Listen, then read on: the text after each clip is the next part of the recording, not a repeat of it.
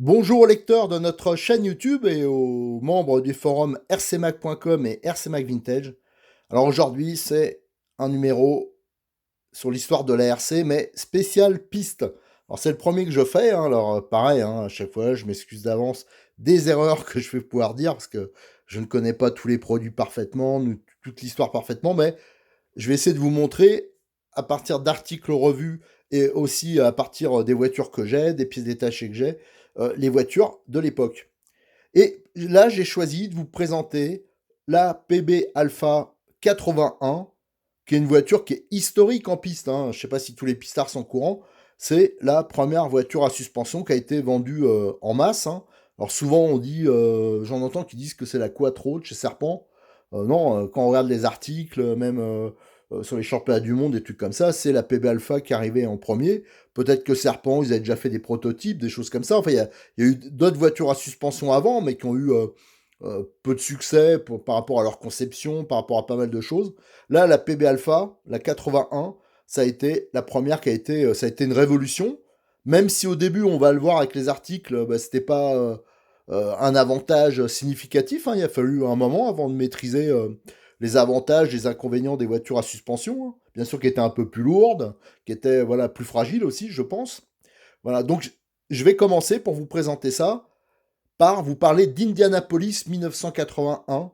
Donc c'était le premier championnat du monde où on a vu donc les PB Alpha arriver, hein. Alors je sais pas si c'était notamment avec un pilote comme David Loca, qui par la suite a été champion du monde, je crois, avec la PB Alpha 83. Alors d'ailleurs, les autres modèles sont là, hein. Ça c'est une 82, je vais vous montrer dans l'ordre. Ça c'est une PB Alpha 82. Alors la 80 que je vous montrais, il n'y avait pas les jantes et les pneus, mais c'est les mêmes qu'ici, hein. Donc les pièces étaient rouges, mais les jantes étaient aussi rouges sur tous les modèles de PB Alpha. Et si vous avez la dernière, je crois que c'est celle qui a été championne du monde avec David Loca, donc c'est la 83. Alors à chaque fois les évolutions, c'était, vous voyez, au niveau de la platine, bon ça je vous détaillerai sur un autre article sur toute la gamme PB Alpha. Voilà. Et donc le premier championnat du monde où est apparue cette voiture, c'est Indianapolis. Voilà, donc c'était le premier qui a été aussi beaucoup couvert par les revues. Alors, on voit le classement final. La voiture qui avait gagné avec Arturo Carbonell, c'était une Delta, qui est une voiture, une planche, hein, ça veut dire sans suspension. Après, la SG, c'était bien sûr une planche. La Kyosho, c'était peut-être une 4 roues motrices à chaîne, je sais pas, je ne me rappelle plus. La Delta. Et la première, c'était la PB Alpha, c'était Culver en anglais. On voit, il y en avait quand même quelques-unes. Et dont David Leca, qui était arrivé en finale de ce championnat du monde. Voilà. Donc là, on avait après un article qui était un peu plus détaillé, hein, vous voyez, c'était pas mal, hein. Il y avait, ça fait quand même des beaux souvenirs, avec tous les pilotes en photo. Et là, il parlait déjà un peu plus technique des stands. Voilà, donc les finales, hein, vous voyez les départs, comment ils étaient faits. C'est plutôt David Leca, à l'époque. Le tracé, alors je sais pas si c'est toujours le cas, mais il faisait une bague pour le champion du monde. Donc vous aviez une bague qui était, donc c'était assez sympa, assez original. Voilà, et donc vous voyez, il y avait pas mal de courses d'ailleurs. Les revues, c'était essentiellement de la piste huitième ou de l'électrique, hein. Il n'y avait plus encore trop de tout terrain. Après, il y avait un autre article, ça je crois que c'est dans Auto RCM, hein. Ouais, c'est Auto RCM. Toujours sur le Indianapolis, alors vous voyez, on avait de quoi lire. Et là, il y avait la voiture championne du monde, hein. Ah non, c'est une Associated, excusez-moi, mais bon, c'est similaire, c'est une planche en fin de compte. C'était surtout pour vous montrer que les voitures à l'époque, c'était encore des réservoirs métalliques qu'il fallait souder soi-même, qui n'avaient pas de suspension. Donc ça, c'est une RC 300. Voilà. Alors, je pense qu'ils vont montrer la Delta. Après, là, on a voilà, le train avant de la Delta. Vous voyez, c'était tout en aluminium, pareil, pas de suspension. Le train arrière de la Delta, on peut voir qu'il n'y a même pas de différentiel. Donc regardez le genre de culasse qu'il y avait, les filtres. Donc voilà, c'est quand vous comparez donc à la PB Alpha qui est sortie à cette période-là, les autres voitures, c'était des vrais dinosaures, hein, c'était vraiment beaucoup plus simple. On voit les paliers étaient en aluminium, usinés, donc pas de différentiel. Voilà, donc c'était quand même un énorme changement. Et si on regarde, donc c'était en 1981, les premiers articles, déjà on va voir qu'il se contredisait un peu. Le nom n'était pas encore trouvé. Parce qu'on voit là sur un article qui était dans la revue Adept, donc de juillet 81, là ils appellent la voiture la PB9 Alpha. Alors la PB9, il faut voir que c'est une voiture de piste 1 huitième, c'était le modèle d'avant, mais c'est une planche. Alors là, vous voyez, il la détaille, hein. Il y a un article là-dessus. Alors on peut voir aussi que sur cet article, il montre un moteur, je pense que c'est un OS, avec un échappement latéral. Vous voyez, ça se faisait encore. Les échappements arrière, c'était pas tout le temps encore la norme. Là, on voit une pub sur la PB Alpha. Là, pareil, qui est représenté avec un échappement latéral. Alors, imaginez le coude que c'est obligé de faire. Par contre, ici, on l'appelle la PB12 Alpha. Et là, c'est toujours dans Adept, mais de décembre. Donc, c'est 3-4 mois plus tard. Ils avaient changé le nom, là. Alors, est-ce que c'était des erreurs d'appellation sur les articles? Mais là, bon, ça permettait à David Leca, il présentait la voiture un peu plus en détail, les petites bidouilles qu'il fallait faire, vous voyez, notamment les réglages de barres de torsion, la protection des cardans, parce qu'il faut savoir que c'était des 6 pans. Alors ça, c'était vraiment un problème, hein, au niveau usure. Les 6 pans, ils l'ont fait sur pas mal de tout-terrain par la suite, et c'était un peu...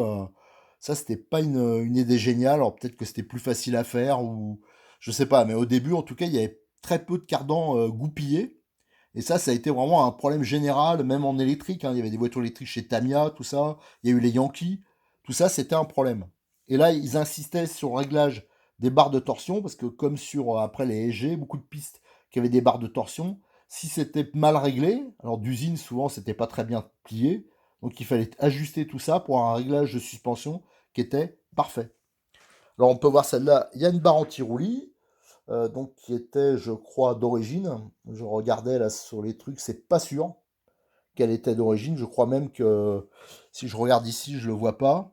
Je vois pas sur les photos de l'époque la barre anti-roulis. Alors peut-être qu'elle a été rajoutée après, une option.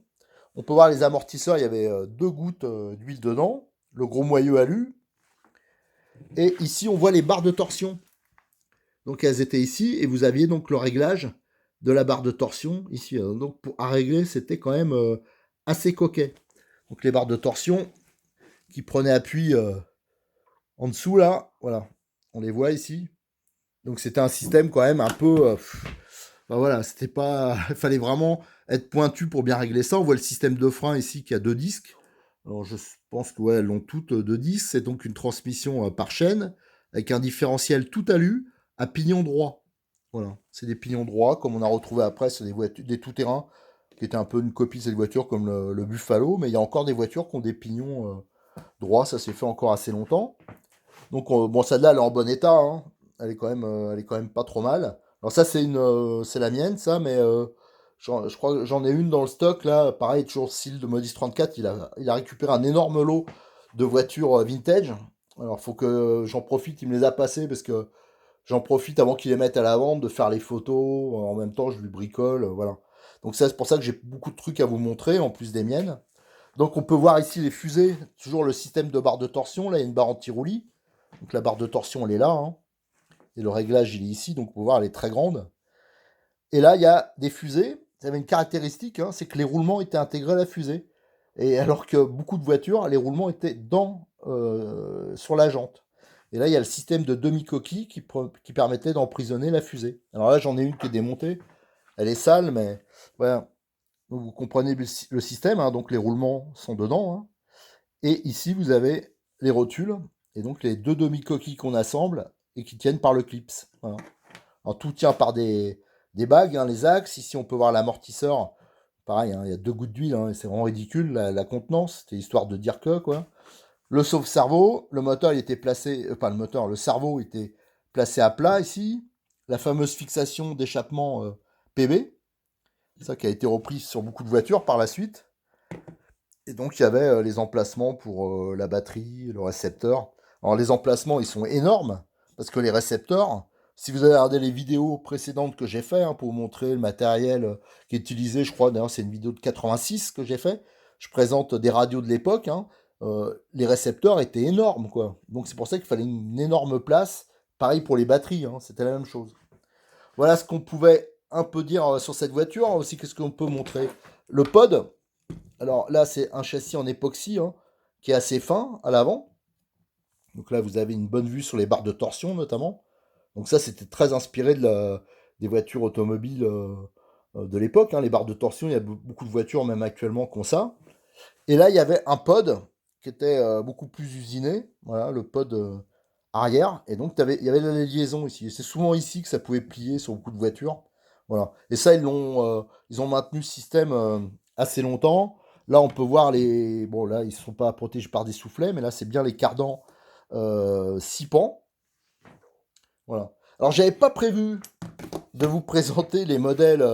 Ah si, non, ça aussi, je vais vous le présenter. Alors ça aussi, c'était une invention un peu de PB, hein. C'est le système de transmission avec une transmission intermédiaire. Donc, vous voyez, là, il y a le pignon de chaîne, et là, c'est le moyeu pour fixer la couronne. Voilà. Et donc après, ce qui a beaucoup différencié les modèles, déjà, c'est des évolutions un peu de détail, hein, entre les 81, 82, 83. Alors ça, je vous ferai une présentation des modèles 82, 83 plus importante, mais je vais quand même vous montrer un peu les évolutions. Donc on va commencer par la 82. Alors j'en ai aucun modèle, hein, que je peux vous présenter où le pot est installé et tout ça, mais notamment celle-ci, c'est un moteur Pico, c'est quelque chose qu'on pouvait tout à fait trouver sur ce genre de voiture, hein, avec, surtout que là c'est une 82, donc avec l'échappement ici. Donc le pot, malheureusement, j'en ai pas à vous montrer de pot accordable. Alors je me retourne vite fait, voir si j'ai pas. Ah si, attendez. Voilà, hop. Dans le stock juste derrière, j'avais un PB Mustang. Alors le PB Mustang, ça je vous ferai un article là-dessus. Vous pouvez remarquer que c'est assez similaire. C'est un tout-terrain, un huitième. À un moment, PB, quand ils ont vu que le tout-terrain ça se développait, ils se sont dit, bah nous on n'a rien proposé. Donc ce qu'ils ont fait, c'est qu'ils ont pris leur PB Alpha et ils l'ont transformé en tout-terrain. Alors, il n'y avait pas de différentiel, hein. Regardez la transmission, c'est deux courroies rondes comme ça. Les suspensions, bah, il y a pas de, c'est juste les barres de torsion, il n'y a pas d'amortisseur hydraulique. Il y a une garde au sol qui est ridicule. Et ils avaient fait une platine voilà, en ABS. Bon, bien sûr, qui se pourrissait assez vite, mais qui protégeait bien le matériel. Et ils avaient mis leurs pneus tout-terrain à eux, qui étaient durs comme du béton armé d'ailleurs. Voilà. Donc celle-là, elle a du velcro parce que malheureusement, c'est des voitures qui étaient exposées dans des vitrines et pour pas qu'elles bougent, ils les scotchaient. Voilà, bon, alors donc vous avez, et il y avait des petits carters là que j'ai ailleurs là, qui se posaient là, qui protégeaient la partie électronique. Et le fameux pot PB, voilà, là, oui, ils s'embêtaient pas, eux, ils mettaient carrément une durite auto pour faire le coude, bon, ce qui n'était pas le top. Et ça, alors c'est pas le pot PB qu'on rencontrait le plus souvent, mais la sortie ici était accordable, on pouvait la sortir ou la rentrer. Et ici, il y avait des joints. Alors des joints, je vais les chercher parce que je les aperçois là-bas. Alors, je vous fais ça dans les conditions du direct. Voilà, ici des joints, alors là, je les garde précieusement parce qu'en tout neuf comme ça, c'est rare. Ces joints, ils se mettaient ici, et donc, normalement, ici, on avait un coude en alu. Mais bon, il y avait des voitures qui étaient vendues avec le coude comme ça, hein. C'était assez incroyable. Et on faisait coulisser le tube dedans et ça jouait aussi sur l'accord de l'échappement. Voilà, à l'époque, c'était ajustable.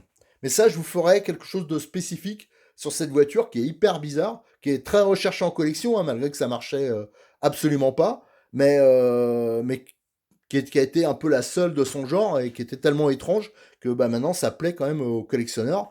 On est toujours content d'en avoir une. Voilà. Donc, la PB Alpha 82, on peut voir, c'est assez similaire, hein, sauf que le châssis, maintenant, il est en époxy tout le long sur ce modèle. On voyait que l'autre, le pod il est plus long aussi, je pense. Voilà, donc là c'est plus long.